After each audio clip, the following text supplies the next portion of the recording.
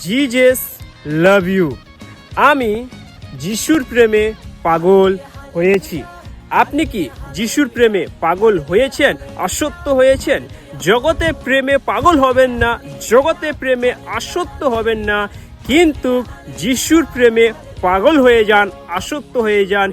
কারণ যিশু আপনার জন্য নিজের ক্রুশে জীবন দিয়েছেন যাতে আপনি জীবন পান। সেই জন্য আপনি জগতের প্রেম নয়, ঈশ্বরের প্রেম, যেটা হচ্ছে আনকন্ডিশনাল লাভ, যে প্রেমের মধ্যে শর্ত নেই, যে ঈশ্বর আপনাকে ভালোবাসে। সেই জন্য আসুন আমরা যিশুর প্রেমে পাগল হয়ে যাই।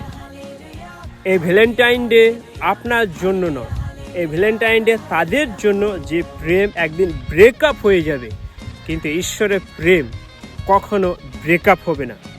ঈশ্বর প্রেম কখনো আপনাকে ছেড়ে চলে যাবে না।